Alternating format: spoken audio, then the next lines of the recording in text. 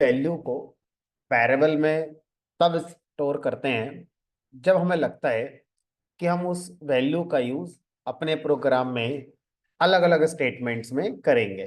तो हमें वैल्यू को पहले वेरिएबल में स्टोर करना चाहिए। तो उसका हमने एक जनरल सिंटैक्स देखा था कि कैसे हम वेरिएबल को डिफाइन करते हैं।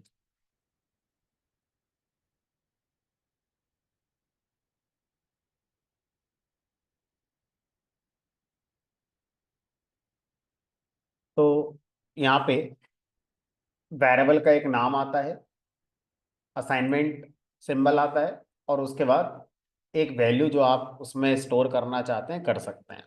ठीक है। अब बात आती है कि ये जो नाम आप दे रहे हैं ये क्या दिया जा सकता है और क्या नहीं दिया जा सकता। तो उसके कुछ रूल्स होते हैं। वो रूल्स क्या हैं वो डिस्कस करेंगे आज। Rules to define variable.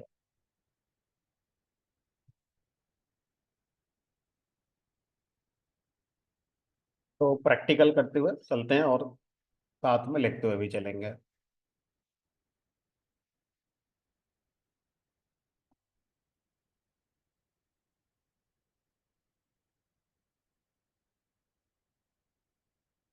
तो अब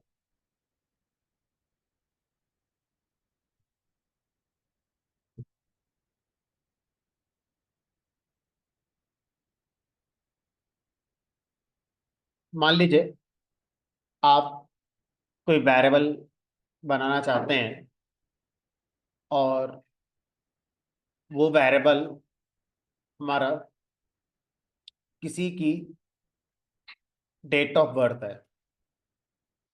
लेट अस सपोज किसी की डेट ऑफ बर्थ है 1980। अब मैं इस वैल्यू को एक वेरिएबल में स्टोर करना चाहता हूँ। तो वेरिएबल का नाम हम जो कॉन्सेप्ट है जिसके लिए वैल्यू रिप्रेजेंट कर रही है, बेटर है कि आप उसी के जैसा कोई नाम यूज करें। तो मैंने वेरिएबल का नाम रख दिया डेट ऑफ बर्थ। अब यहाँ पर अगर हम देखें तो वेरिएबल का नाम हम डेट ऑफ बर्थ यूज कर सकते हैं, लेकिन इस वेरिएबल के नाम की जो रीडेबिलिटी है वो कहीं पुअर हो जाती है।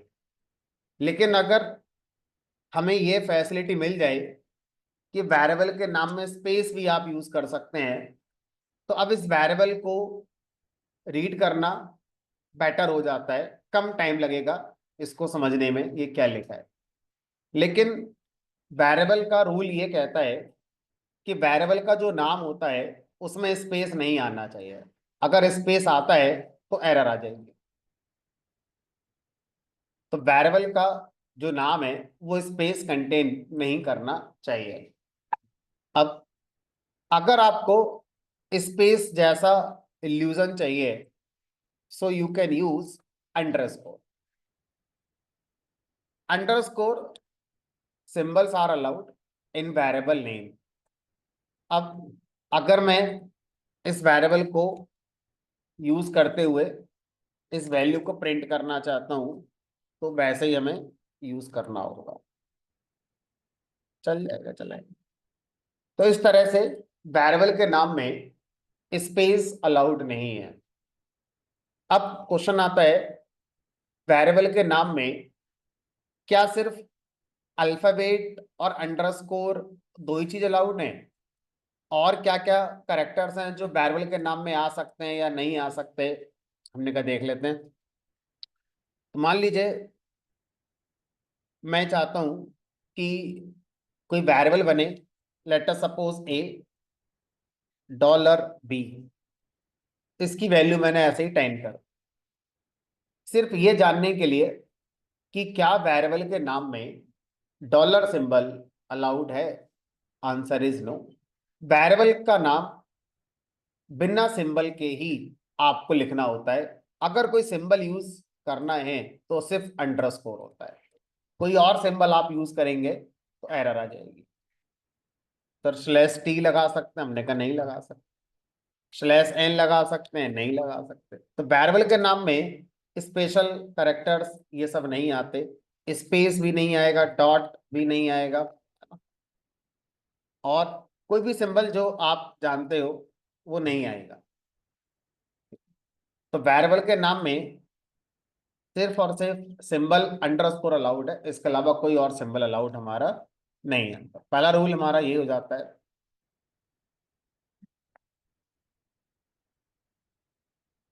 Symbols are not allowed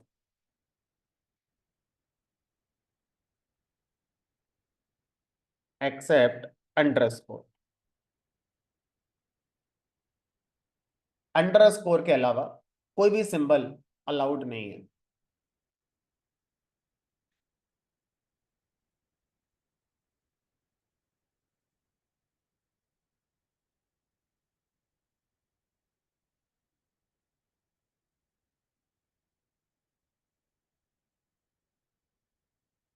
space and escape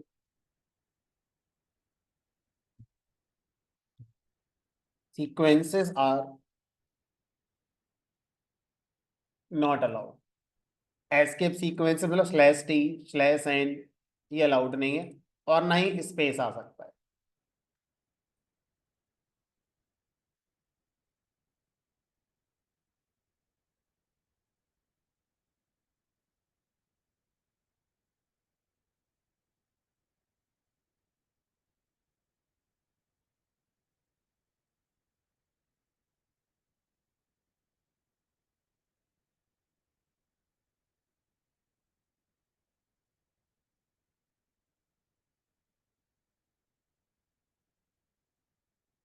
अब मान लीजिए मुझे यहाँ पर क्या करना है, किसी की सैलरी प्रोग्राम में स्टोर करनी है।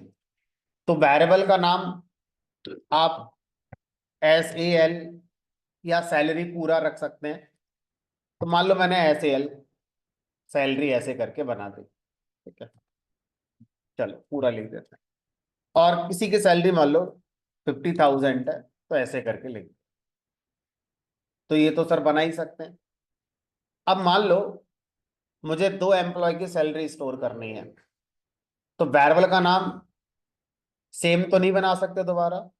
तो उसके लिए कॉन्सेप्ट दिया गया कि अगर आपको एक जैसे कई सारे वेरिएबल बनाने पड़े तो उसमें आप डिजिट यूज कर सकते हैं, like salary of first employee ऐसे करके, salary of second employee, and so on, ठीक है। तो इट मींस कि आपको वेरिएबल के नाम में डिजिट यूज करना अलाउड है। किसी वेरिएबल के नाम में डिजिट का यूज किया जा सकता है, लेकिन अब आप बोलो कि मैं एक और वेरिएबल बनाऊंगा तीसरे एम्प्लॉय की सैलरी स्टोर करने के लिए, उसका नाम मैं ऐसे रखना चाहता हूं, तो ये सही नहीं होगा, क्योंकि रूल ये भी कहता है कि वेरिएबल के नाम में डिजिट आ सकती है, लेकिन डिजिट से शुरू नहीं होना चाहिए। तो वेरिएबल का नाम या तो अल्फाबेट से शुरू होगा, A से लेकर Z तक कोई भी, या अंडरस्कोर से शुरू होगा। वेरिएबल का नाम डिजिट से शुरू नहीं हो सकता। डिजिट फर्स्ट करेक्टर ना होकर, चाहे सेकंड हो, थर्ड हो, लास्ट हो, कुछ भी हो चलेगा, लेकिन डिजिट से वेरिएबल का नाम स्टार्ट नहीं होना चाहिए, करेंगे तो एरर आएगी। तो इसको अगर हम रूल में लिखें तो हम लिखेंगे digits are allowed but not as first character. Digit allowed है वेरिएबल के नाम में, लेकिन फर्स्ट करेक्टर की तरह अलाउड नहीं है।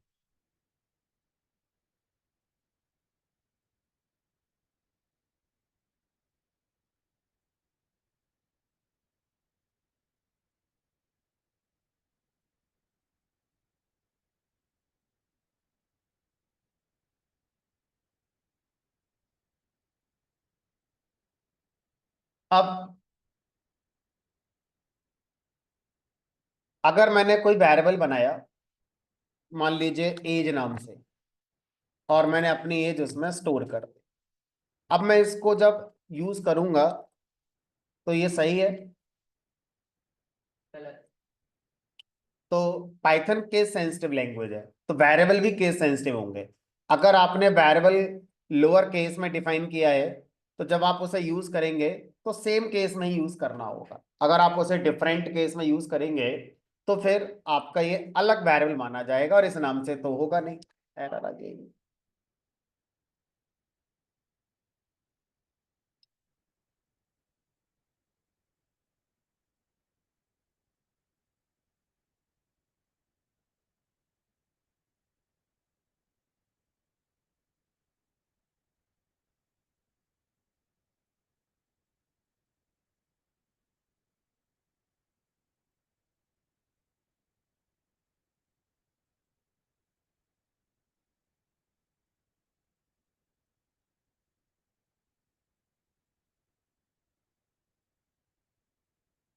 अच्छा, अब मान लीजिए मैंने यहाँ पर,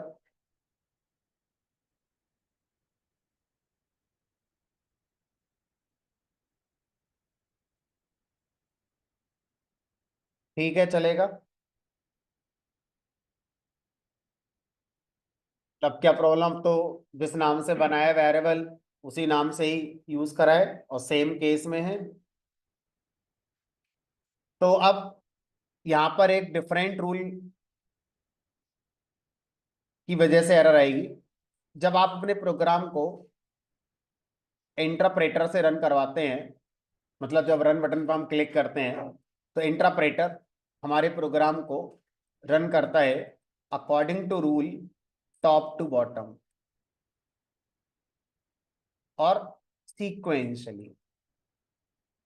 top to bottom sequentially, sequentially का मतलब है पहला स्टेटमेंट रन होगा, उसके बाद सेकंड वाला होगा। ऐसा नहीं हो सकता अब लास्ट वाला चला देते हैं फिर यहाँ पे आ जाएंगे, नहीं। जिस सीक्वेंस में आपने स्टेटमेंट लिखे हैं उसी सीक्वेंस में रन हो, फिर तीसरा चलेगा, फिर चौथा चलेगा। तो अब किसी भी स्टेटमेंट में अगर आपने कोई ऐसा वेरिएबल यूज किया है जो अब तक के एग्जीक्यूट हो गए स्टेटमेंट में डिफाइन किया गया था, तब तो यूज हो जाएगा। और अगर वो वेरिएबल आगे के स्टेटमेंट में मिलेगा तो इंटरप्रेटर ने अभी वो स्टेटमेंट देखे ही नहीं है, तो इसलिए आगे के वेरिएबल को आप पहले यूज नहीं कर पाएंगे, एरर आ जाएगी। कहेगा age variable is not defined, क्योंकि जिस लाइन पर इंटरप्रेटर इस कोड को चलाएगा उससे पहले वेरिएबल डिफाइन होना चाहिए, ना कि बाद में होना चाहिए। Name age is not defined, line number 1 पर हमारी एरर आ गई। फर्स्ट वी डिफाइन, देन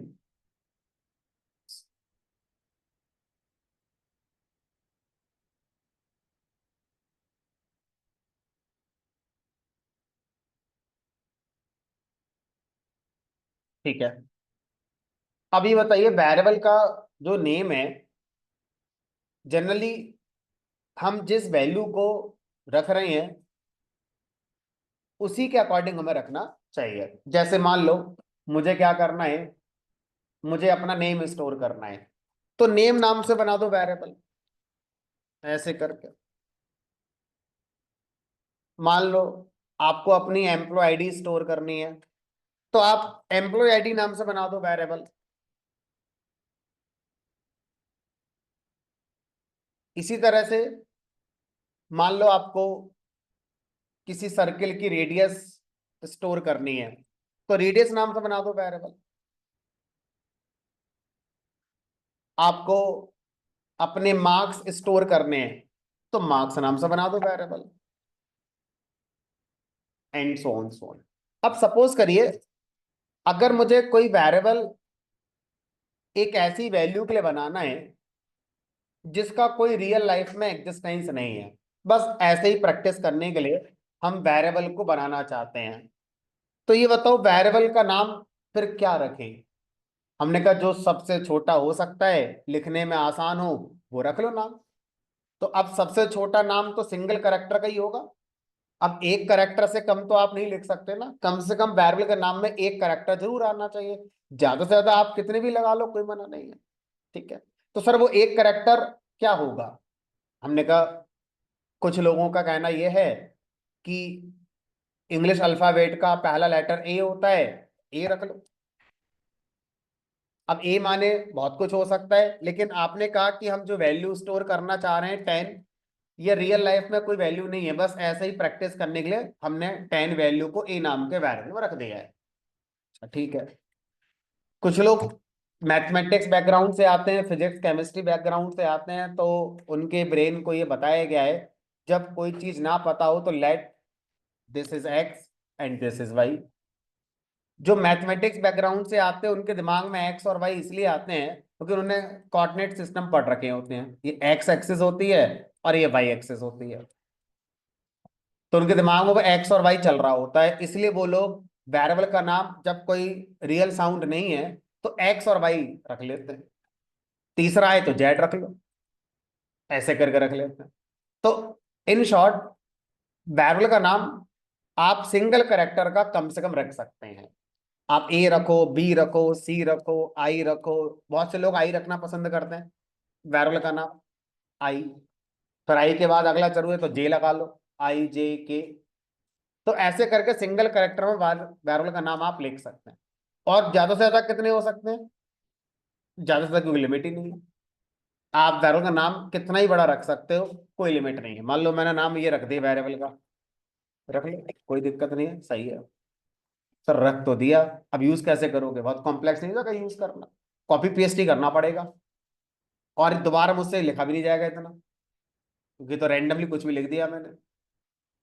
तो अकॉर्डिंग टू रूल, वेरिएबल का नाम की जो लेंथ है वो मिनिमम 1 करेक्टर हो सकती है, और मैक्सिमम की कोई लिमिट नहीं।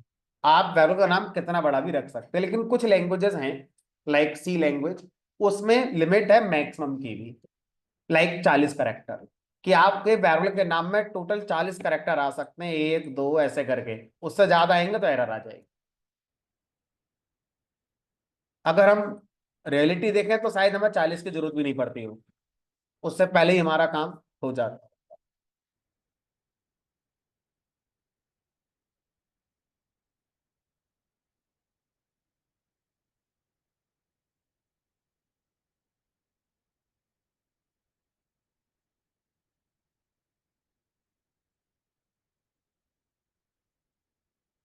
Length of variable name can be 1 to n characters, minimum 1, maximum n, कोई लिमिट नहीं।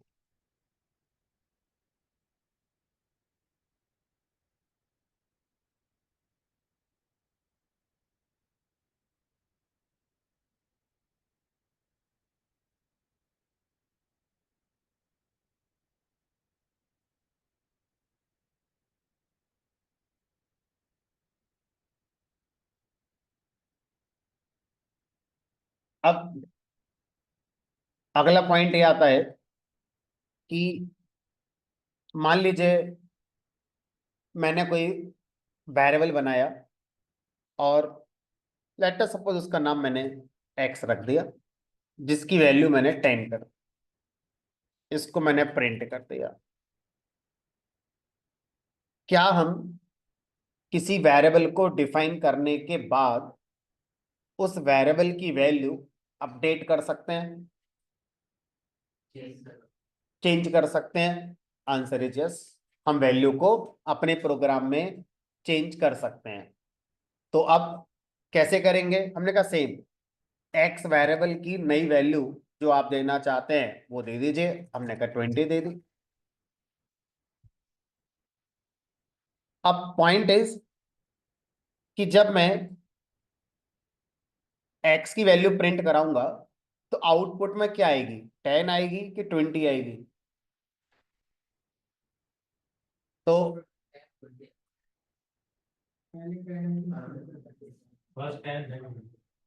Programme top to bottom sequentially execute होगा।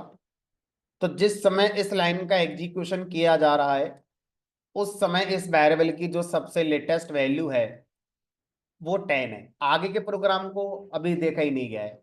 तो इस लाइन के आउटपुट से x की वैल्यू 10 आनी चाहिए। जब इंटरप्रेटर इस लाइन का एग्जीक्यूशन कर रहा होगा तो उस समय x वेरिएबल के अंदर जो अपडेटेड वैल्यू है वो क्या हो गई है हमारी, 20 हो गई है। क्या सर 10 नहीं होगी? हमने कहा नहीं, 10 की जगह अपडेट होकर क्या हो गई हमारी, वो 20 हो गई। तो अब यहां पर x की वैल्यू क्या प्रिंट होनी चाहिए, फिर 20 होनी चाहिए। यानी कि किसी भी वेरिएबल की वैल्यू में किया गया चेंज आगे के स्टेटमेंट्स को अफेक्ट करेगा। जो स्टेटमेंट एग्जीक्यूट हो चुके हैं उनको इस चेंज से कोई फर्क नहीं पड़ेगा। ठीक है, तो इनकर आगे देखते हैं इसे। ठीक है, अब अगर हम थोड़ा सा और टेक्निकल हो जाएं और मैं आपसे ये पूछूं कि इस x वेरिएबल में वैल्यू किस टाइप की है, इंटीजर। ठीक है, अब हमने वैल्यू को बदला और जो बदली हुई वैल्यू है वो किस टाइप की है, इंटीजर। तो कुछ लैंग्वेजेस में ये रूल होता है कि आप किसी वेरिएबल में पहली बार जिस टाइप की वैल्यू को असाइन करेंगे, अब आप प्रोग्राम में आगे जब उसकी वैल्यू को बदलेंगे तो उसी टाइप की बदल सकते हैं, दूसरे टाइप की नहीं कर सकते। बट पाइथन में ऐसा नहीं है। पाइथन में आपने किसी वेरिएबल की वैल्यू को चेंज करना है तो आप किसी भी टाइप की चेंज कर सकते। अब ये किस टाइप की वैल्यू है, स्ट्रिंग। ठीक है, फाइन, हमने कहा कोई प्रॉब्लम नहीं है। But it is not correct in C, C plus plus, dot net, Java languages. You will get syntax error अगर आप ऐसा कुछ करते हैं तो सर इसकी वैल्यू मैं कभी भी कुछ कर सकता हूं। हमने कहा इसकी वैल्यू आप किसी भी टाइप की बदल सकते हो। अब जरा देखते हैं कि हमने जो टॉपिक का नाम का हेडिंग है वो हमने देखा है वेरिएबल।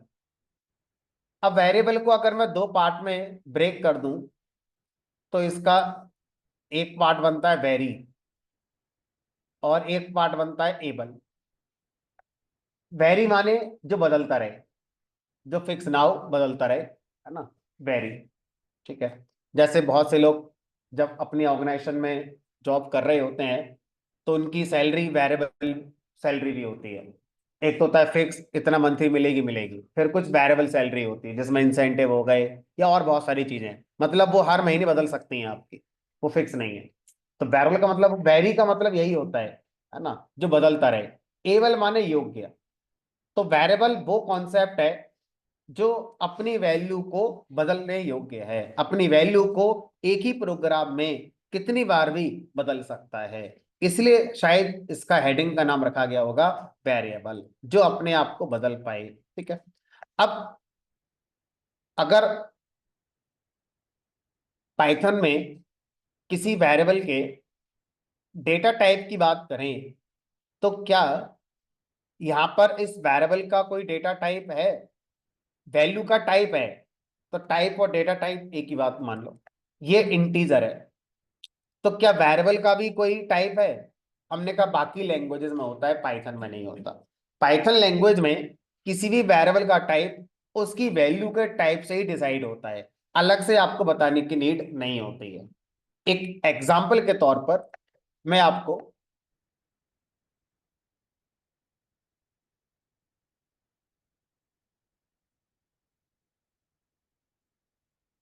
मान लीजिए मैं सी प्रोग्रामिंग लैंग्वेज में बैरल बनाकर उसको यूज करना चाहता हूँ, या जावा लैंग्वेज में बैरल बनाकर मैं उसे यूज करना चाहता हूँ। दोनों में एक एक लाइन का कोड लिखकर दिखाता हूँ। हमने पढ़ना नहीं है इसको आगे, बस कंपैरिजन के लिए हम समझ रहे हैं कि अगर आप सी और जावा सीख रहे होते तो आप वेरिएबल में ज्यादा पढ़ रहे होते। पाइथन के जो प्रोग्रामर्स हैं वो वेरिएबल में थोड़ा कम पढ़कर अपना काम पूरा कर लेते हैं। जैसे मैं लिखा x = 10, अभी एरर आ जाएगी। हमारे हिसाब से, पाइथन के हिसाब से एक्स एक वेरिएबल है जिसकी वैल्यू 10 है, इंटीजर। मैंने रन करा, एरर आ गई, कह रहा अनडिक्लेयर्ड।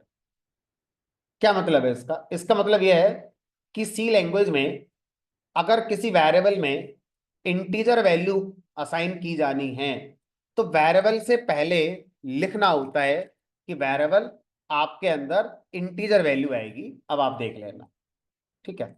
अब एरर नहीं आएगी, बट मैंने इसका यूज करा नहीं है कहीं आगे। इसी तरह से अगर मैं जावा लैंग्वेज में जाऊं और जावा लैंग्वेज के अंदर अगर मैं कोई वेरिएबल बनाता हूं, सेम, मान लो x = 10, और मैं इस x वेरिएबल को फिर यहाँ पे प्रिंट करूं, तो जावा के अंदर भी यही रूल है कि आपको बताना पड़ेगा। देखते हैं, वेरिएबल x क्या है, ये नहीं पता हमारा।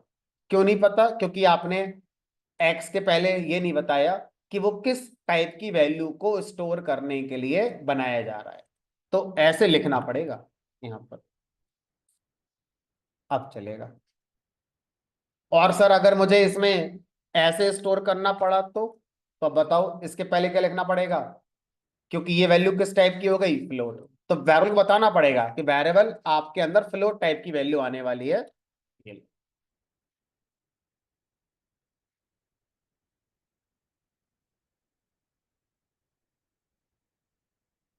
फ्लोट के लिए कुछ एक्स्ट्रा करना पड़ता है, आप उसको फोकस मत करो। ऐसे चल गया मतलब। ठीक है, चलो। अब हम पाइथन में आ जाते हैं वापस लौट कर। पाइथन के अंदर हम कभी वेरिएबल बनाते समय ये नहीं बताते कि आपके अंदर किस टाइप की वैल्यू आ रही है। आप किसी भी टाइप की वैल्यू को वेरिएबल में असाइन कर सकते हैं बिना बताए हुए। तो इस कॉन्सेप्ट को एक हेडिंग के नाम से भी जाना गया। वो हेडिंग क्या होता है? Statically typed languages and dynamically typed languages, है ना। तो ये जब वेरिएबल पढ़ते हैं तो उसी के अंदर का ये आपका एक पार्ट हो जाता है। Statically versus dynamically typed languages. तो बेसिक लेवल के इंटरव्यूज में ये क्वेश्चन पूछ लिया जाता है। ऐसे भी पूछ सकते हैं इंडिपेंडेंटली कि बताओ डायनेमिकली टाइप्ड लैंग्वेज का मीनिंग क्या है, या पाइथन एक डायनेमिकली टाइप्ड लैंग्वेज है, इस बात का क्या मतलब है। ठीक है, तो अब दोनों चीजें मैंने बता दी। स्टैटिकली टाइप्ड में प्रोग्रामर की रेस्पॉन्सिबिलिटी है वेरिएबल को बताने की कि आपके अंदर इस टाइप की वैल्यू आएगी। जबकि डायनेमिकली टाइप्ड लैंग्वेज में प्रोग्रामर की रेस्पॉन्सिबिलिटी नहीं होती, लैंग्वेज खुद अपने आप डिसाइड कर लेती है बेस्ड ऑन असाइंड वैल्यू।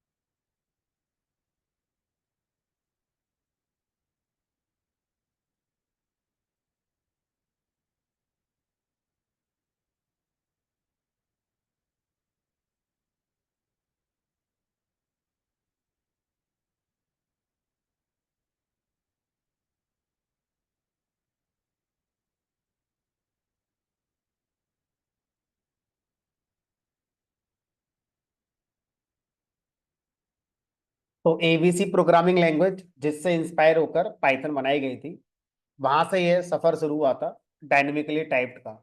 फिर आर लैंग्वेज, पाइथन लैंग्वेज और भी हैं, है ना, मैंने तीन तीन नाम लिखे हैं, और भी लैंग्वेजेस हैं दोनों कैटेगरी से बिलोंग होने वाली।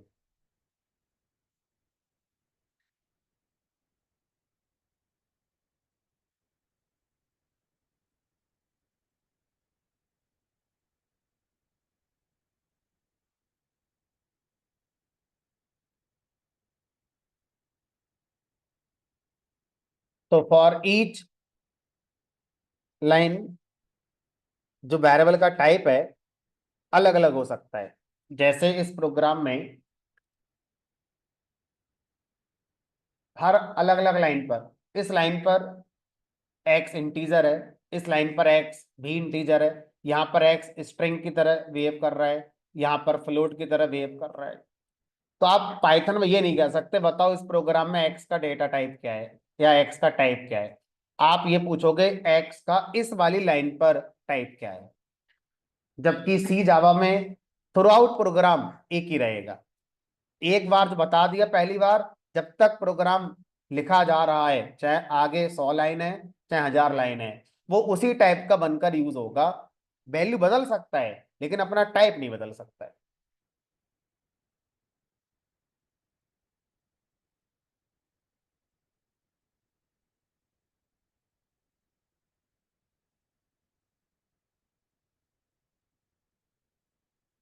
चलो, अब बात आती है कि पाइथन में किसी भी वैल्यू का टाइप आपने बताया है, क्या प्रोग्राम बना के हम देख सकते हैं कि पाइथन में भी इंट होता है, फ्लोट होता है, स्ट्रिंग होता है? आपने बता रखा है, ठीक है, लेकिन क्या प्रोग्राम में भी कहीं पॉसिबल? आंसर है यस। तो पाइथन में अगर किसी वैल्यू का टाइप आप पता करना चाहते हैं इंटरप्रेटर से कि क्या होता है, तो उसके लिए हमें एक फंक्शन दिया गया है जिसका नाम है टाइप। उस फंक्शन का यूज करके हम इस काम को कर सकते हैं। कैसे करेंगे? How to get type of a value और वेरिएबल। चाहे वैल्यू हो चाहे वेरिएबल हो, कैसे गेट करेंगे वो देखते हैं। तो पहले करके दिखाते हैं, फिर लिख लेते हैं।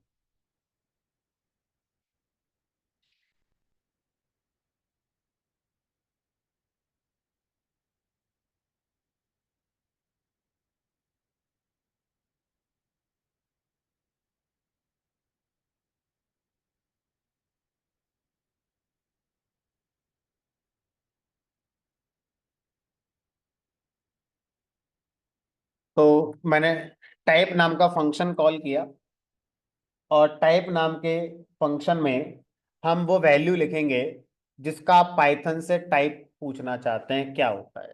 तो यहाँ पर मैंने लिख दिया, मान लो 10। मुझे नहीं पता ये इंटीजर है कि फ्लोट है कि स्ट्रिंग है या बूलियन है, मुझे कुछ नहीं पता। अब जो भी 10 का टाइप पाइथन में होता होगा, टाइप फंक्शन गेट कर लेगा इंटरप्रेटर से। लेकिन जब मैं इसको रन कराऊंगा तो आउटपुट में कुछ नहीं आता। क्यों नहीं आता? क्योंकि टाइप फंक्शन ये कह रहा है कि मेरा काम सिर्फ इस वैल्यू का टाइप इंटरप्रेटर से लेकर आना है। वो टाइप आने के बाद मैं प्रिंट नहीं कराता। प्रिंट वाला काम तो प्रिंट ही कराएगा। ठीक है? तो इस तरह से टाइप फंक्शन से जो वैल्यू हमारा आएगी, वो आपको अगर प्रिंट करनी है तो आपको क्या करना होगा? प्रिंट फंक्शन के अंदर टाइप को लिखना पड़ेगा। ऐसे करके तो अब क्या होगा? टाइप फंक्शन इस 10 का टाइप लेकर आएगा, और जो भी आएगा प्रिंट उसे प्रिंट कर देगा। क्लास को अभी आप फोकस मत करिए, इसको फोकस करिए। इंटीजर, प्रोनाउंसिएशन इंटीजर है, लिखा मिलेगा INT। अब मान लीजिए मैंने इस वैल्यू को वेरिएबल में स्टोर कर दिया। तो अभी आपने जो बताया वो ये कि वेरिएबल का जो टाइप है वो हमारा उसमें जो वैल्यू असाइन हुई है उसके अकॉर्डिंग आपका डिसाइड होता है। तो अब मैं अगर प्रिंट के अंदर टाइप फंक्शन से एक्स वेरिएबल का टाइप पूछूं तो बताओ एक्स वेरिएबल का टाइप क्या आएगा? इंट, क्योंकि उसमें जो वैल्यू असाइन उसका टाइप क्या है? इंट। ठीक है, तो पाइथन में किसी वेरिएबल का टाइप वही होता है जो उसमें वैल्यू आपने असाइन कर दिया। अब इमेजिन करो, मैंने वैल्यू को यहाँ पर 5.6 कर दिया। अब मैंने फिर से एक्स का टाइप पूछा कि इस लाइन पर एक्स बताना आपके पास किस टाइप की वैल्यू है, या आपका टाइप क्या है, एक ही बात है। तो इस बार एक्स का टाइप क्या आना चाहिए? इसी तरह से अगर मैं इसमें कोई स्ट्रिंग असाइन कर दूं और फिर से इसका टाइप पूछूं तो इस बार स्ट्रिंग आना चाहिए। तो इस तरह से पाइथन में किसी भी वेरिएबल का टाइप आप टाइप फंक्शन से पूछ सकते हैं। तो टाइप फंक्शन कह रहा है वास्तव में मैं तो उसमें जो वैल्यू है उसी का टाइप बताता हूं, और वही आपके वेरिएबल का टाइप कंसीडर होता है। तो अब ऐसा करने के लिए हमारे पास क्या था? Type function.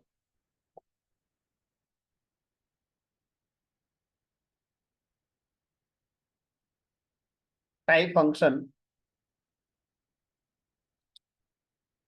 is used to get type of a value या वेरिएबल।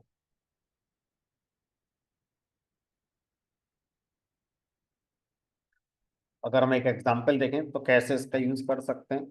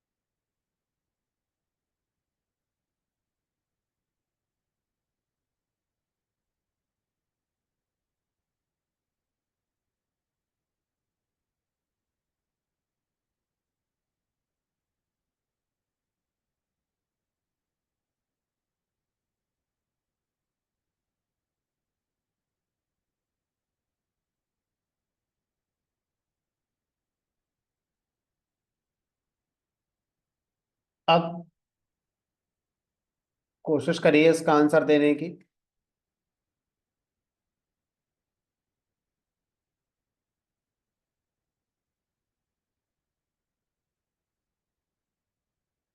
क्या आउटपुट आना चाहिए? अच्छा, क्या कोशिश की जा रही है इसमें?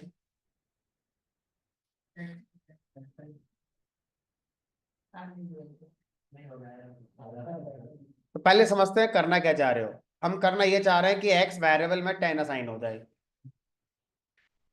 तो अब वेरिएबल को डिफाइन करने का जो रूल मैंने आपको बताया था, रूल का मतलब होता है कि अगर आपने उसे नहीं माना तो एरर आएगी। तो जो वेरिएबल है वो लेफ्ट साइड में लिखना होता है, और जो वैल्यू है वो राइट साइड में होनी चाहिए। ठीक है, तो ये ऐसे काम करता है। ये जो वैल्यू है वो इसमें जाके आपकी असाइन हो जाएगी, ऐसे करके। ठीक है, तो अब अगर मैं इसको रन कराऊंगा तो मेरी मेहनत लगी, मेरा टाइम भी लगा, लेकिन ये एरर है। तो वेरिएबल डिफाइन करने के लिए वेरिएबल को लेफ्ट हैंड साइड पर होना चाहिए। ठीक है। अब मान लीजिए एक्स वेरिएबल की वैल्यू 10 कर दी मैंने, एक और वेरिएबल लेकर आते हैं वाई। वाई की वैल्यू मैंने एक्स कर दी, जेड की वैल्यू भी मैंने एक्स कर दी। तीनों का अगर मैं आउटपुट चेक करूं प्रिंट करके, तो क्या आउटपुट आएगा और इनका मीनिंग क्या है। यहां पर तो चलो समझ में आ रहा है कि 10 असाइन हो रहा है एक्स नाम के वेरिएबल में।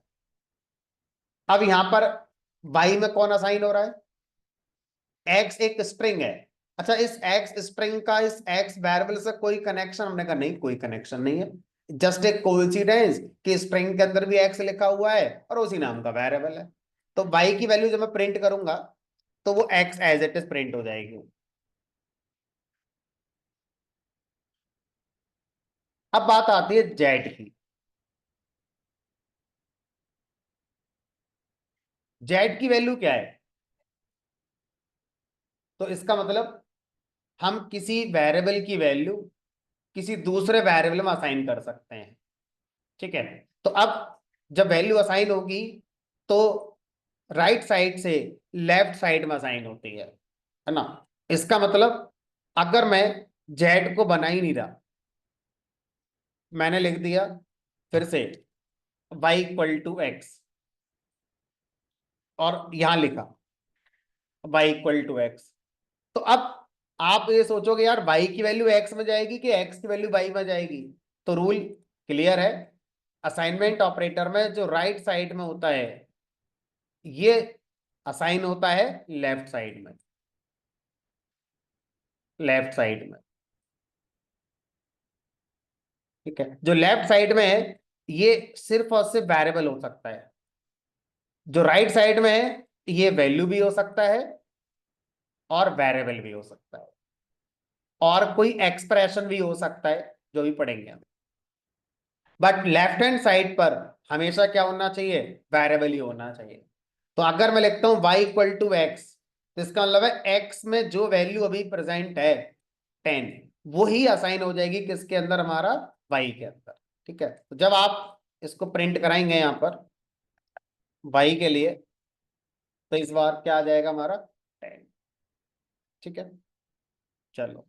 सर अगर x is equal to y होता है, y के वेरिएबल में कुछ नहीं होता उसका वैल्यू तो अगर लाइन नंबर बताओ किस लाइन पर क्या होता, इस नंबर अगर मैं यहाँ पर y equal to x is equal to x is equal to y कर दूं, तो अब यहाँ पर x वेरिएबल की वैल्यू पहले क्या थी 10, अब x वेरिएबल की वैल्यू वही हो जाएगी जो y वेरिएबल की है, और y वेरिएबल की वैल्यू इस लाइन पर क्या है x, x string, x string. तो अब अगर मैं यहाँ पर y प्रिंट करूंगा तो वो तो x स्ट्रिंग ही आएगा, और जब x प्रिंट करूंगा तो वो भी क्या आएगा x स्ट्रिंग। अगर x स्ट्रिंग ना हो उसमें वैल्यू तो कुछ तो होगी, डिफाइन ना हो तो एरर आ जाएगी। मतलब फिर तो ये वाली बात हो गई ना कि x इक्वल टू के, जो आप कह रहे हैं वही तो हो गया, के डिफाइन ही नहीं है। तो अब अगर आपने किसी वेरिएबल को ये सोचकर असाइन करा कि एक वेरिएबल की वैल्यू आएगी और उस नाम का वेरिएबल निकला ही नहीं, तो एरर आ जाएगी, के इज नॉट डिफाइंड। और अगर मैं ऐसे कर दूं तो स्ट्रिंग में, अब भले ही के नाम का वेरिएबल ही क्यों ना हो, अब ये स्ट्रिंग ही है और के स्ट्रिंग ही जाके एक्स में असाइन आपका हो जाएगा। ठीक है, चलो। तो इस तरह से अगर हम किसी वेरिएबल की वैल्यू किसी में असाइन करना चाहते हैं तो इस तरह से असाइन कर सकते हैं। ठीक है, लिख लेते हैं इसको, how to copy value of a variable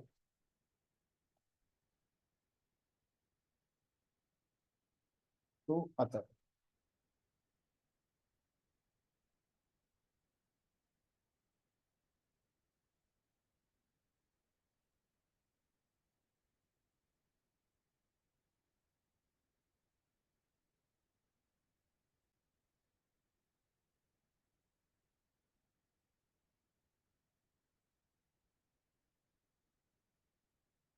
तो अब कैसे लिखूं सिंटैक्स में, कैसे क्लैरिटी आएगी कौन सा वेरिएबल, क्योंकि अब ये लिखना नहीं, दोनों तरफ ही वेरिएबल होने हैं।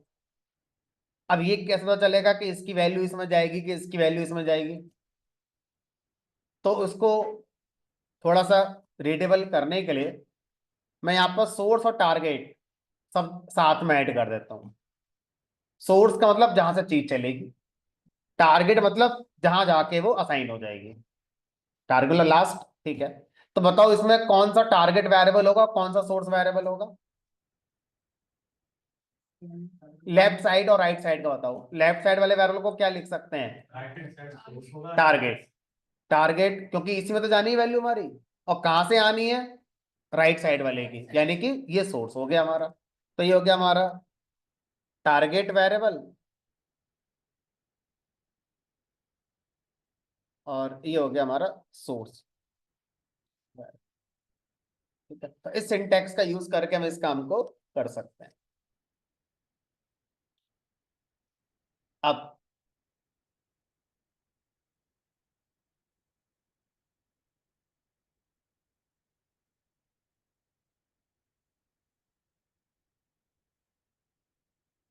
मुझे एक प्रोग्राम बनाकर दिखाइए। उस प्रोग्राम में आपको मैं लिख देता हूं।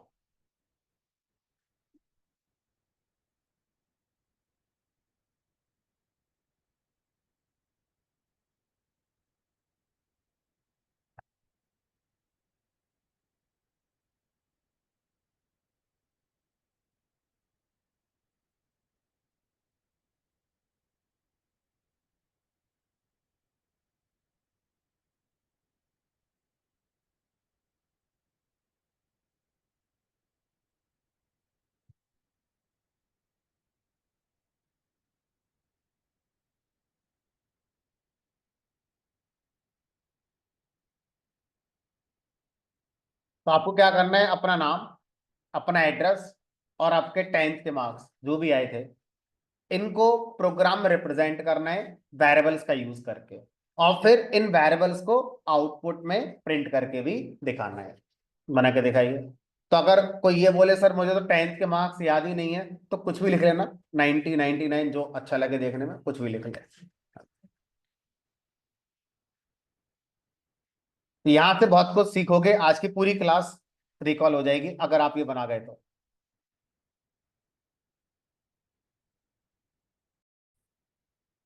अब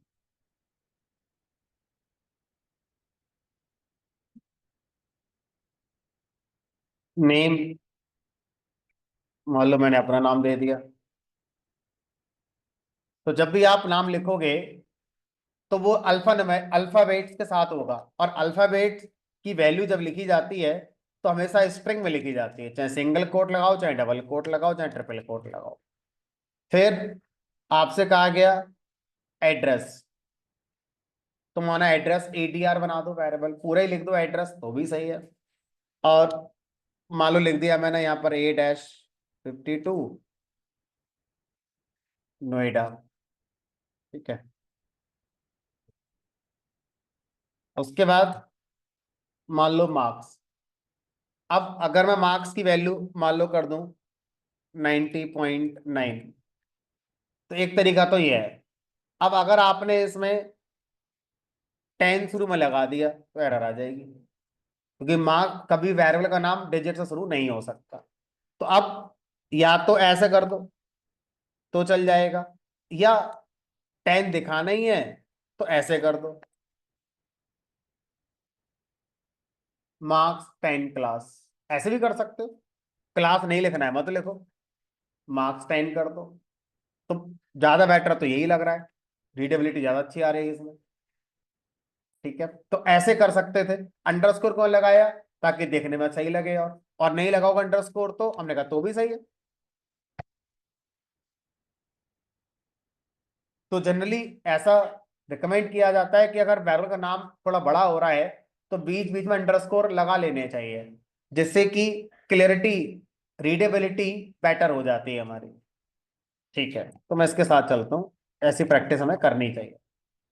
अब अगर मैं इन तीनों को यूज करता हूँ, और अगर मैंने ऐसे लिख दिया नेम, तो जब मैं प्रिंट करते समय डबल कोट्स के अंदर कुछ भी लिखूंगा तो वो एज इट इज स्ट्रिंग मानकर ही आउटपुट आ जाएगा। उस नाम से वेरिएबल है नहीं है उससे फर्क ही नहीं पड़ता।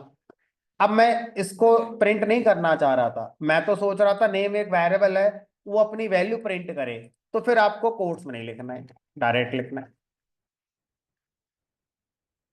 ठीक है। अब मान लो मैंने यहां पर ऐसे लिख दिया एड्रेस, तो बताओ इस लाइन पे क्या होगा। इसको मैंने डबल कोट्स में लिखा नहीं है, तो अगर डबल कोट्स में आपने कोई वर्ड है जो नहीं लिखा है तो फिर उसको वेरिएबल मानकर ढूंढा जाएगा प्रोग्राम में। क्या इस नाम का वेरिएबल है प्रोग्राम? हमने कहा नहीं, हमने तो एडीआर नाम से बनाया है। तो एरर आएगी, name address is not defined. अब मुझे याद आ गया कि हाँ कोई वेरिएबल ऐसा हमने बना रखा होगा। इसी तरह से ये हो गया।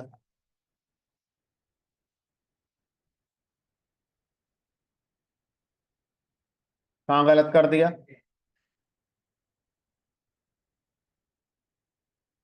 अब मैं आपसे कह रहा था कि मुझे आउटपुट में ना परसेंटेज साइन भी चाहिए। तो अब मैंने कहा लगा देते हैं ऐसे ही। तो अब रूल है कि अगर नंबर फ्लोट है तो फ्लोट में डिजिट अलाउड है और पॉइंट अलाउड है। पॉइंट भी एक बार अलाउड है, दो बार अलाउड नहीं है, फिर एरर आ जाएगी। एक ही बार अलाउड है बस। ठीक है। इसके अलावा अगर आपको अपने नंबर में कोई और अल्फाबेट यूज करना है, मान लो किसी की सैलरी 90,000 है तो ऐसे लिख रहा है 90K, तो नहीं लिख सकते क्योंकि नंबर में, इंटीजर नंबर में सिर्फ डिजिट अलाउड है, कोई अल्फाबेट आते ही वो एरर आ जाती है। और अगर मुझे ऐसे ही लिखना पड़ा तो फिर मजबूरी है, फिर आपको स्ट्रिंग में ही लिखना पड़ेगा। सेम, अगर आपको परसेंटेज दिखाने हैं तो फिर आप परसेंटेज ऐसे लिखेंगे, अब बीच में स्पेस लगाने लगा तो।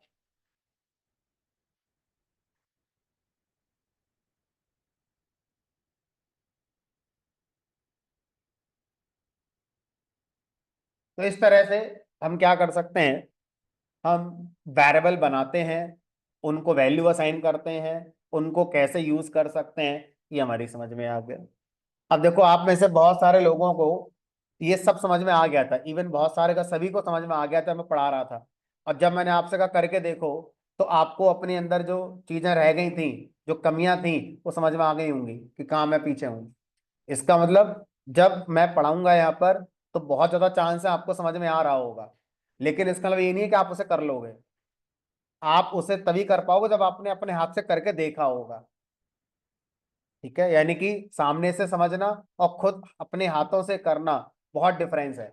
और अभी तो हम बहुत बेसिक पर हैं, तो बेसिक में इतना डिफरेंस आ रहा है, तो जैसे जैसे आगे बढ़ेंगे डिफरेंस और बढ़ जाएगा, समझ में सब आएगा। लेकिन अपने हाथों से करा हुआ ही आपको एक्चुअल में आता होगा। ठीक है। चलो, अब वेरिएबल का एक और कॉन्सेप्ट, वो कॉन्सेप्ट ये है कि भाई थोड़ा सा हमें समझना होगा। हमारे लैपटॉप में या हमारी जो डिवाइस है, इसमें एक शब्द यूज होता है मेमोरी या मेमोरी, कुछ भी प्रोनाउंस करते हैं।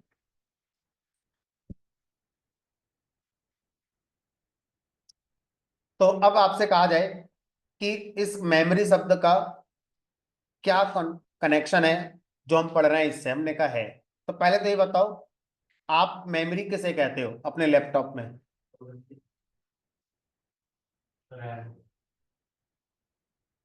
चलो, तो अब अगर आप ये कहो कि स्टोरेज को मेमोरी कहते हैं, फिर उन्होंने कहा रैम को मेमोरी कहते हैं। तो इसका मतलब ये है कि पहले हमें समझना होगा कि ये है क्या। अभी मैंने अपना प्रोग्राम ये जो बना हुआ है P38, अगर मैं इसे क्लोज कर दूं तो ये खत्म हो गया या है मेरे लैपटॉप में? होगा कहीं? लैपटॉप में तो रखा ही होगा। आपने जहां सेव करा है वहां जाकर ढूंढो, मिल ही जाएगा। ओपन करोगे, देखो ये रहा, ये फाइल। तो ये फाइल आपकी कहाँ रखी है? किसी ड्राइव के अंदर, किसी फोल्डर के अंदर रखी है। अब अगर मैं अपने प्रोग्राम को रन करवाता हूं तो रन टाइम पर भी इस प्रोग्राम को एक और जगह मेमोरी लोकेट होती है। तो इस तरह से हमारे लैपटॉप में दो तरह की मेमोरी होती है। एक परमानेंट मेमोरी होती है। परमानेंट का मतलब है आपने वहां पर कोई चीज स्टोर कर दी, जब आप उसे मैन्युअली डिलीट करोगे तभी डिलीट होगी, अपने आप डिलीट नहीं होगी।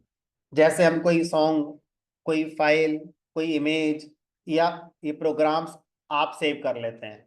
परमानेंट मेमोरी हमारी हार्ड डिस्क, या जिसको आप एसएसडी कहते हैं, या पेन ड्राइव, इस तरह की मेमोरी को हम क्या बोलते हैं, परमानेंट मेमोरी कहते हैं। इसमें कोई चीज अगर स्टोर हो गई तो जब हम डिलीट करेंगे तभी डिलीट होगी, अपने आप डिलीट नहीं होगी। ठीक है। डेस्कटॉप हार्ड डिस्क का पार्ट होता है ना।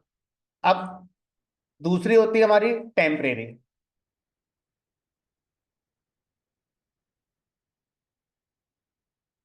टेम्परेरी मेमोरी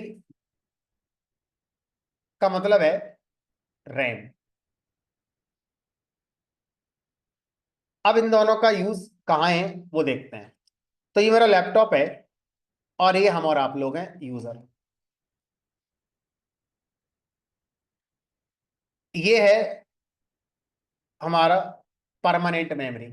परमानेंट मेमोरी का एक और नाम है सेकेंडरी स्टोरेज। सेकेंडरी स्टोरेज, तो आप पूरा लिख लेना, मैंने ऐसा ऐसे लिख दिया सेकेंडरी स्टोरेज। और टेम्परेरी मेमोरी का एक और नाम होता है प्राइमरी स्टोरेज, या प्राइमरी मेमोरी इसको कहते हैं। ठीक है, प्राइमरी मेमोरी। तो अब ये मोटा मोटा मान लेते हैं, ये हमारे कंप्यूटर की हार्ड डिस्क है।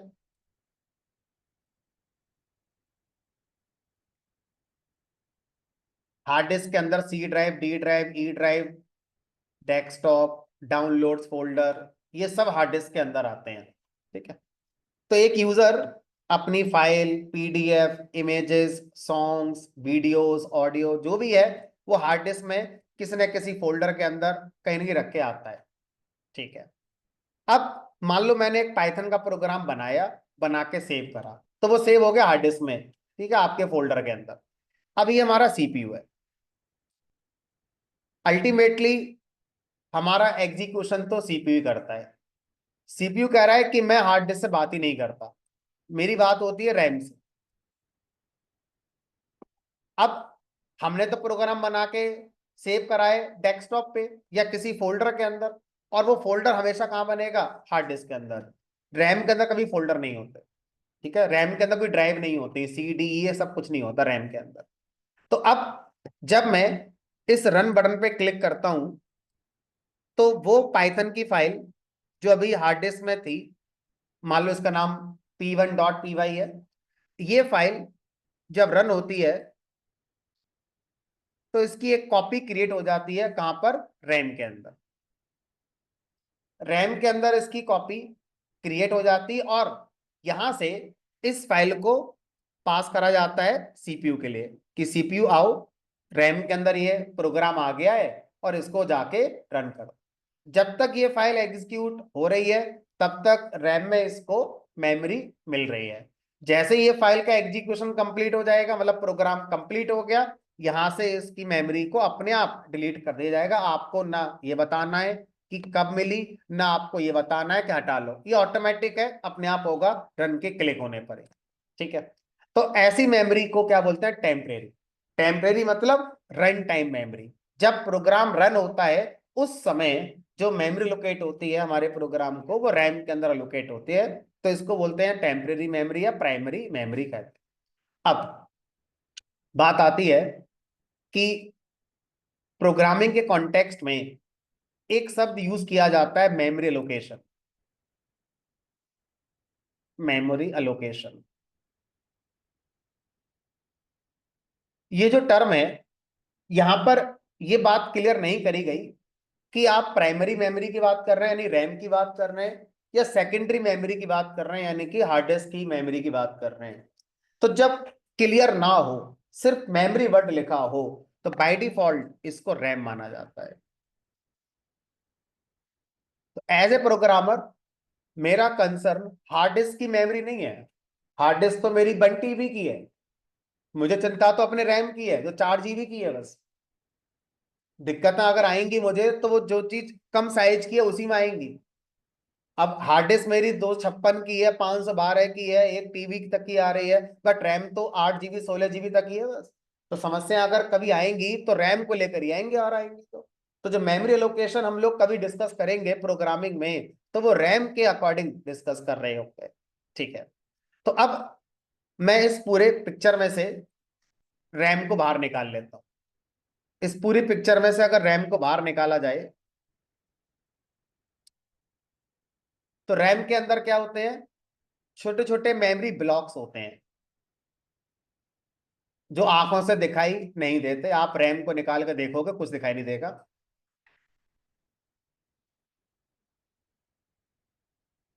अब तो लैपटॉप ऐसे आने लगे हैं कि आपने कभी रैम शायद देखी भी नहीं होगी, कैसी होती है देखने में।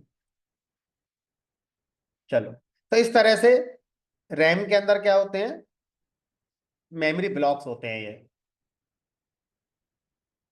अब हम वो लोग नहीं है जो ये क्वेश्चन पूछें कितने होते हैं, एक ब्लॉक का साइज कितना है, इतना ही बड़ा क्यों है और बड़ा क्यों नहीं है। मान लेते हैं ऐसा होता है ना।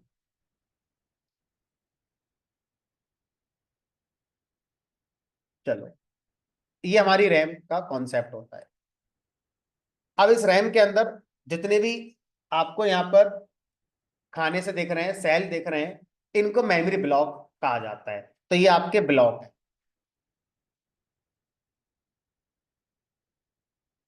ठीक है, अब हम पूरे प्रोग्राम को फोकस नहीं करते, हम पर्टिकुलर एक कॉन्सेप्ट को फोकस करते हैं।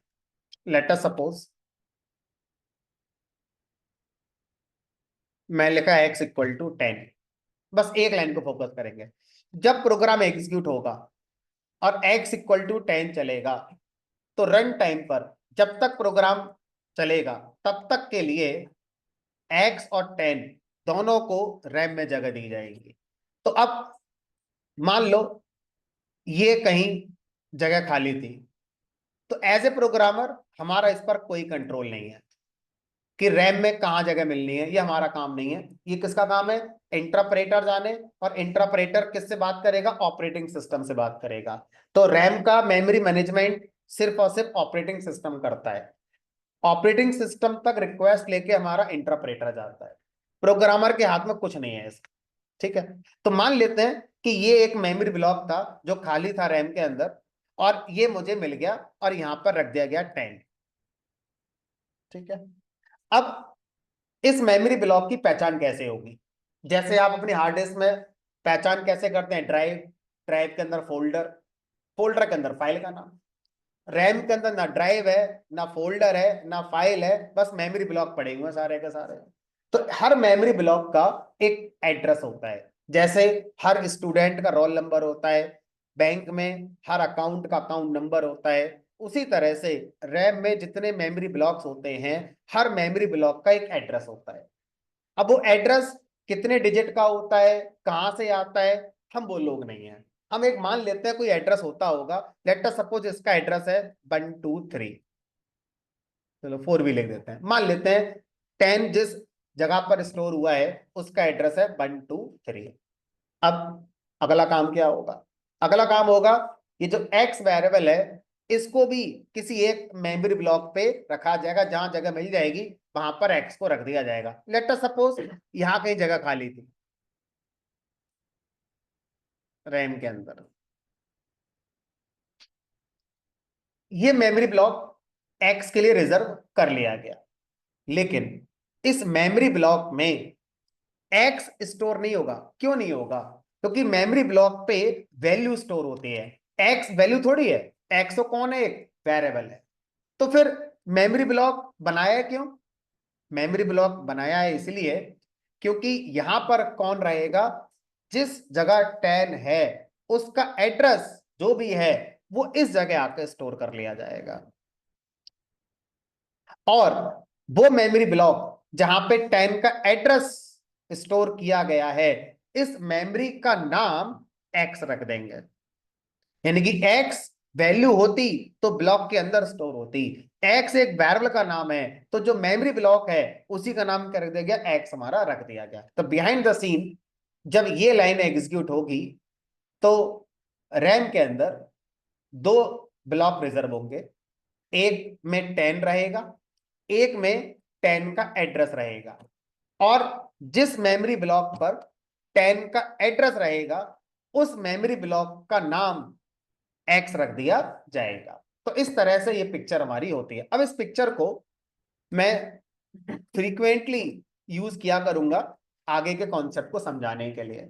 तो इतना तो बार बार मैं नहीं बनाऊंगा, बहुत टाइम लगेगा बनाने में, तो पहली बार है तो मैंने चलो बना भी दिया। तो अब मैं इसका एक शॉर्ट वर्जन यूज किया करूंगा। शॉर्ट वर्जन क्या होगा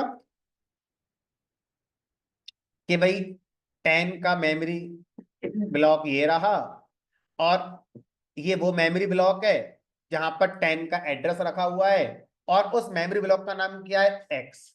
और इसका मतलब हम एक्स के थ्रू, एक्स का जो मेमोरी ब्लॉक है इसके थ्रू कहां पहुंच सकते हैं, 10 के पास पहुंच सकते हैं। मतलब अगर मेरा प्रोग्राम ये आए और मेरे प्रोग्राम को यहां पहुंचना हो 10 के पास, तो ये एक्स से पूछ ले, एक्स 10 का एड्रेस क्या है, इसे पता चल गया 10 का एड्रेस ये है। अब इस एड्रेस पर जो मिलेगा वो वैल्यू आपको मिल जाएगी। तो इसका मतलब हो गया ये। तो ये जो पूरी एक बड़ी पिक्चर है, इस बड़ी पिक्चर का एक कॉम्पैक्ट वर्जन हो गया दिस पर।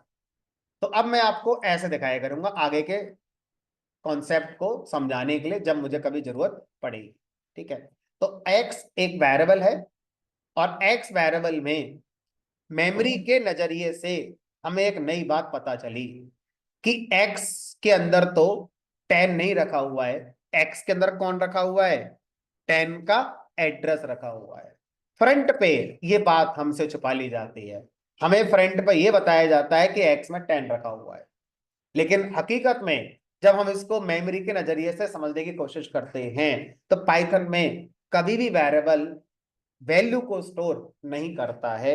हमेशा वो वैल्यू जिस एड्रेस पे आई है उस एड्रेस को ही स्टोर हमारा करता है। लेकिन आपको इस बात के जानने से ना जानने से कोई खास फर्क नहीं पड़ता है। आप इस बात को नहीं जानेंगे तब भी बहुत अच्छे प्रोग्रामर बन जाएंगे, और जान गए तब भी आप अच्छे प्रोग्रामर बन रहे हैं। तो फिर 10-15 मिनट लगाने की क्या जरूरत है जब फर्क नहीं पड़ रहा है। देखो, अगर मैं कहूं x अपने अंदर की वैल्यू 10 प्रिंट करा दो, तो क्या आपने कभी सोचा कि x में 10 तो है ही नहीं, उसमें तो एड्रेस है, तो कैसे होगा? आप मत सोचो, वो होगा भाई जो आप लेके चल रहे थे पहले से ही।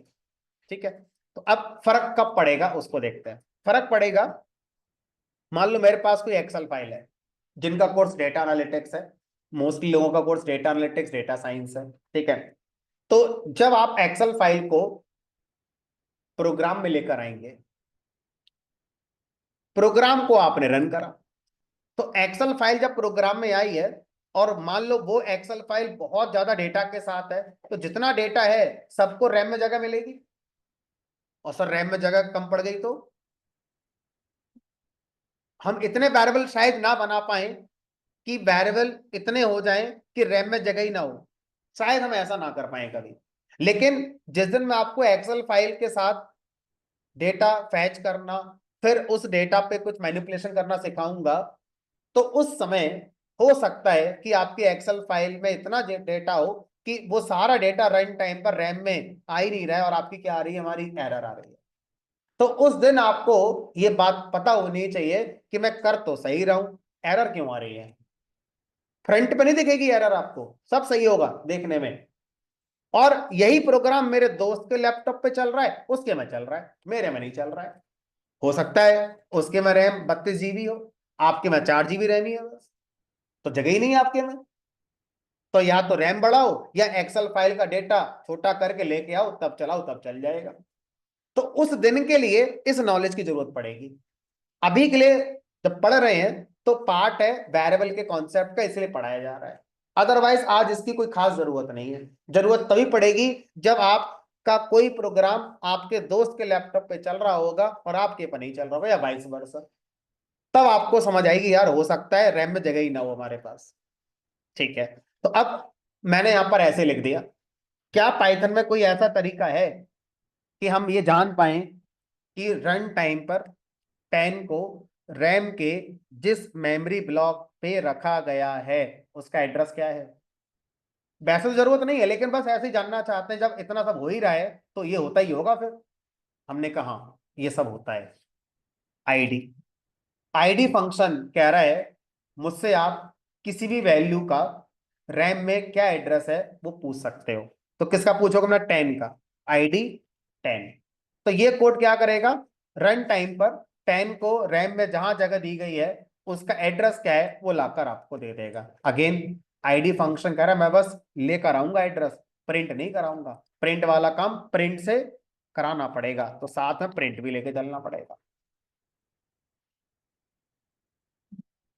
तो सर आप तो कहते 1 2 3 4, तो मैंने तो माना था 1 2 3 4 हो तो कुछ भी सकता है। ठीक है, और वास्तव में ये जो एड्रेस है ये भी वर्चुअल एड्रेस है, यानी कि एक्चुअल एड्रेस जो रैम के ब्लॉक का होगा वो इंटरप्रेटर को दिया ऑपरेटिंग सिस्टम ने, इंटरप्रेटर ने उसको बदलकर हमें दिखाया बिकॉज ऑफ सिक्योरिटी काउंसलिंग। हम ऑपरेटिंग सिस्टम या आपके हार्डवेयर से रिलेटेड कोई भी इंफॉर्मेशन फ्रंट पे नहीं दिखाते हैं पाइथन के अंदर। अगर कभी ऐसी जरूरत पड़ती है तो उसको मैनिपुलेट करके दिखा देते हैं। मतलब ये एक्चुअल एड्रेस अभी भी नहीं है, ये मैनिपुलेटेड एड्रेस है। एक्चुअल एड्रेस ऑपरेटिंग सिस्टम ने इंटरप्रेटर को दिया, इंटरप्रेटर ने हमें उसको बदल कर वापस कर दिया। अब हम जब कभी इस एड्रेस के पास जाएंगे, इंटरप्रेटर को पता है इसके करस्पॉन्डिंग एक्चुअल क्या है, वो हमें डेटा लाकर दे देगा। ठीक है, अब मैंने कहा एक्स की जो मेमोरी ब्लॉक था एक्स का, उसका एड्रेस पूछना चाहे तो आईडी ने कहा नहीं, मैं कभी भी वेरिएबल का एड्रेस आपको लाकर नहीं देता, मैं हमेशा वैल्यू का ही एड्रेस लाकर देता हूं। अगर आप आईडी के साथ वेरिएबल लगाते हैं तो ये वेरिएबल जिस वैल्यू को रेफर कर रहा है उस वैल्यू का ही एड्रेस आएगा।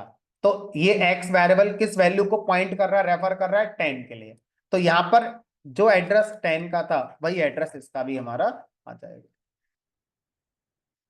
ठीक है, तो इस तरह से बिहाइंड द सीन मेमोरी में क्या होता है ये हमारी समझ में आता है। अब इसका फायदा थोड़ा सा आज ही ले लेते हैं, थोड़ा सा फायदा आज ही ले लेते हैं इसका। ठीक है, तो मान लीजिए मैंने यहाँ पे लिखा y = 10, तो मैं मेमोरी पिक्चर बनाने की कोशिश करूं तो 10 ये रहा और x ये रहा। सर फिर से y = 10 कर दिया, तो अब रैम में फिर से 10 आएगा और y को ये वाला 10 दे दिया जाएगा। ऐसा पाइथन में नहीं होगा। पाइथन में अगर एक ही वैल्यू बार बार आ रही है तो एक बार, पहली बार जब वो मेमोरी में आई थी उसी के एड्रेस को सबको बांट दो, यानी कि बाई को भी यही दे दो।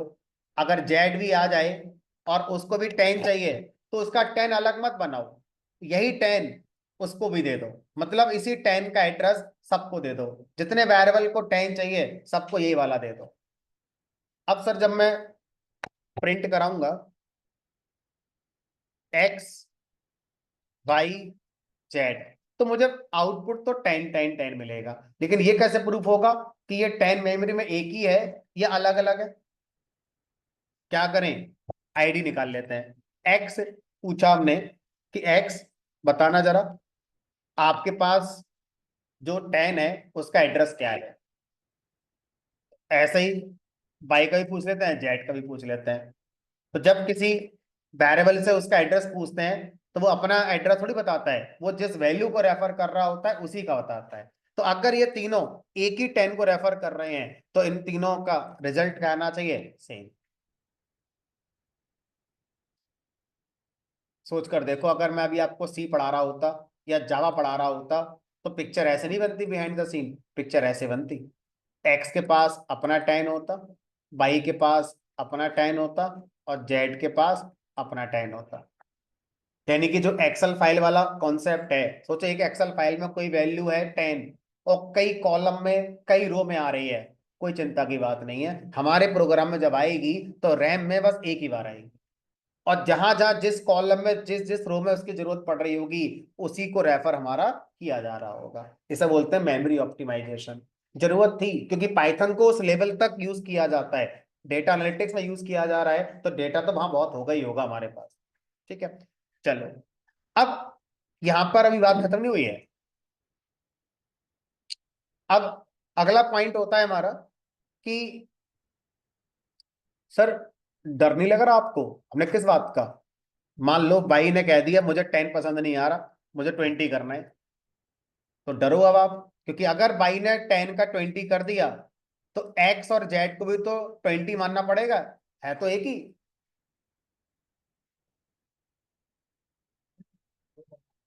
भाई मेमोरी में 10 एक ही जगह तो है, अगर वहां पे चेंज कर दे कोई, तो जितने लोग वहां पहुंच रहे हैं सबको चेंज ही मिलेगा। तो अब आप कह रहे हैं नहीं हो सकता, वो फाइनल रिजल्ट है।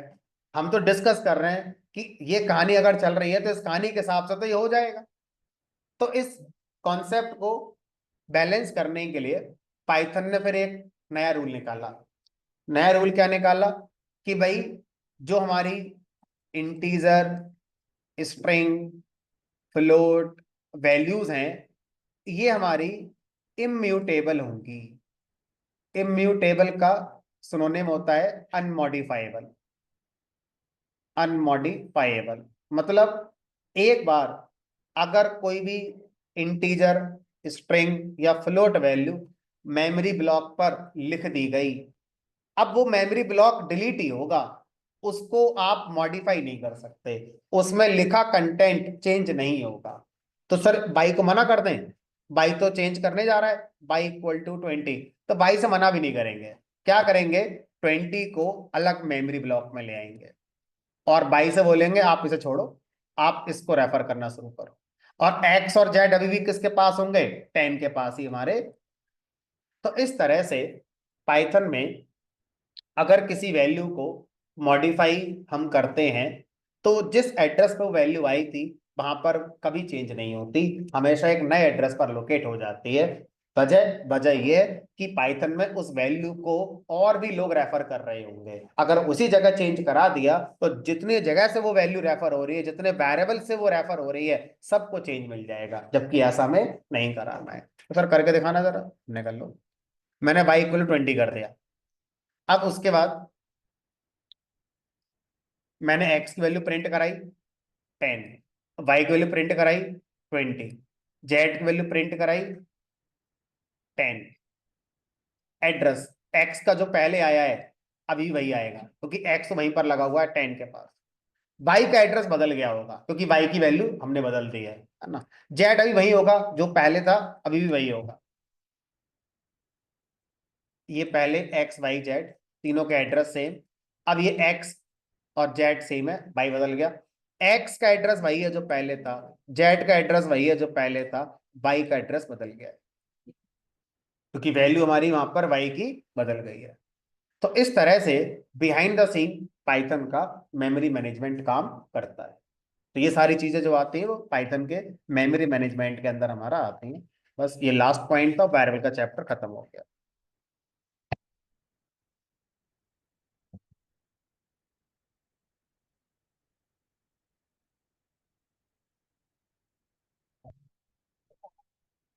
हाँ हाँ, हमारे पास आगे जाके लाइब्रेरीज हैं जो हमारे पूरे सिस्टम को स्कैन कर लेती, किस फोल्डर में क्या है, किस फाइल में क्या है, हार्ड डिस्क में क्या रखा है, सब पता चल जाता है। तो जब मैं आपसे कहता हूँ मेरे लैपटॉप की रैम 4 GB है, तो इस बात का ध्यान रखना, 4 GB थोड़ी दे देंगे पाइथन के लिए। हमारी विंडो भी तो चल रही है, 1 GB तो विंडो चलने को चाहिए होता है डेटा। फिर उसमें मैंने कोई मूवी लगा रखी है डाउनलोड करने के लिए, वो जगह चाहिए। मैंने एंटीवायरस स्कैन पे लगा रखा, उसको जगह चाहिए। मैंने मीडिया प्लेयर प्लेलिस्ट बना रखी है, गाने सुन रहा हूँ, उसको जगह चाहिए। सभी को जगह चाहिए थोड़ा, जितनी रैम है पाइथन को दे देंगे। तो पाइथन को कितनी मिलेगी उसका एक फ्रैक्शन मिलता है रैम का, ये थोड़ा ना सारी की सारी रैम मिल जाएगी। तो कितनी रैम यूज हो सकती है, बहुत सारे फैक्टर हैं जिनसे डिसाइड होता है, उसका एक आंसर स्टैटिक नहीं है कि पहले से बता दूं मैं आपको कि 500 MB है, 1 GB या 1.5 GB, ऐसा कोई आंसर नहीं है। ये बहुत सारी सिचुएशंस है, डायनेमिकली चेक करी जाती है, उसके अकॉर्डिंग पता चलता है कि आपका इंटरप्रेटर इस वाले लैपटॉप में इस रैम का इतना फ्रैक्शन मैक्सिमम यूज कर सकता है, उससे ज्यादा नहीं कर सकता। ठीक है, आगे जाके हम इसको पता कर सकते हैं लेकिन पहले से नहीं बता सकते कि कितना। ठीक है, फिलहाल memory location for variable.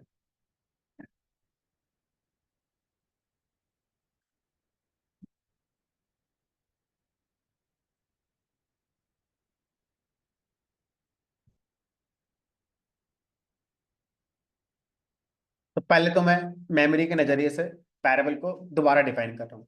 From memory point of view,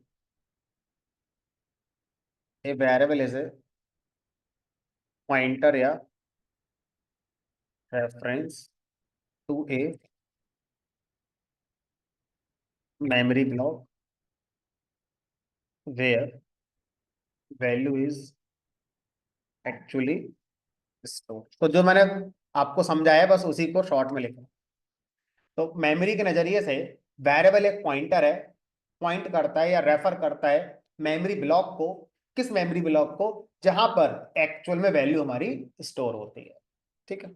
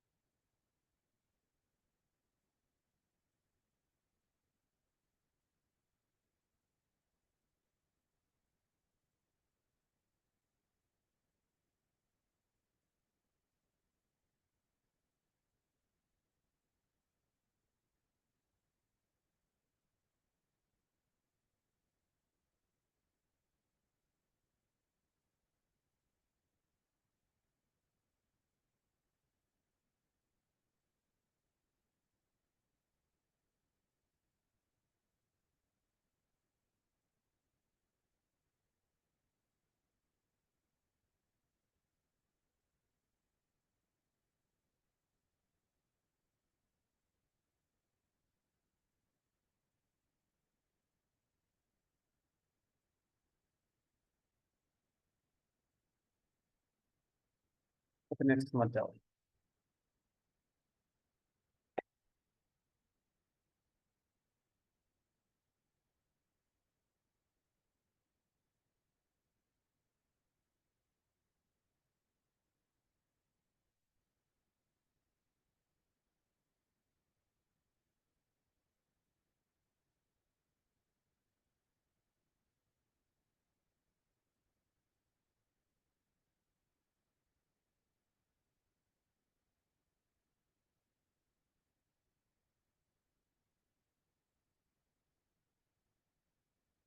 It means integer float string values are immutable and unmodifiable in memory।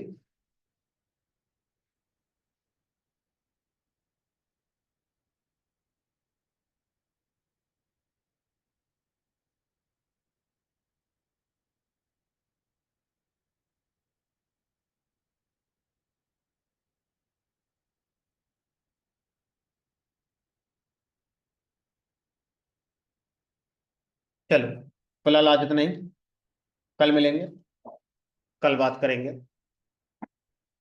Next concept की फंडामेंटल को।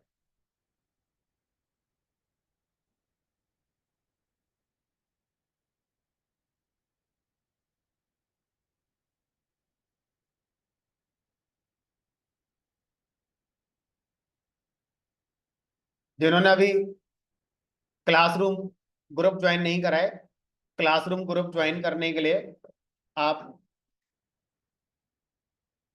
इस नंबर पे व्हाट्सअप करेंगे। ये मधुर सर का नंबर है। आपको अपनी डिटेल शेयर करनी है, नाम, student ID, Gmail ID, batch time. जब आप अपनी डिटेल इस नंबर पे शेयर कर देंगे तो आपको एक ईमेल मिलेगा इस आईडी से, जिसमें आपका ग्रुप ज्वाइन करने का लिंक होगा। इसका कोई व्हाट्सएप ग्रुप नहीं है। इसका जो ग्रुप है वो क्लासरूम ग्रुप है। गूगल की एप्लीकेशन है क्लासरूम, उस पर ग्रुप क्रिएटेड है, वहां पर आप ज्वाइन करेंगे। ठीक है, इस नंबर पे आप मैसेज करो, कॉल करके देख लेना अगर उठ जाए तो, वरना बहुत कम चांस होते हैं। बस 1 मिनट दिखा।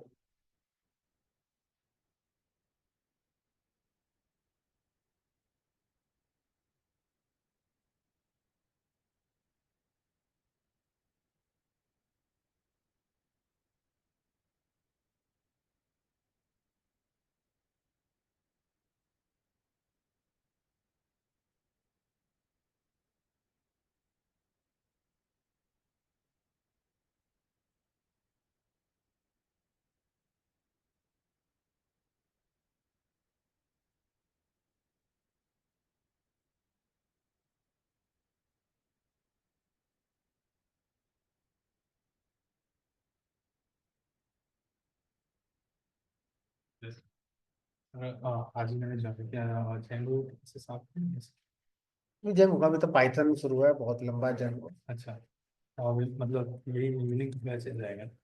अभी ये वाला जो बैच स्टार्ट हुआ है मेरा इवनिंग का, बाकी अलग अलग टाइम पर बैचेस चलते रहते हैं। तो आप बैचेस की फर्दर डिटेल के लिए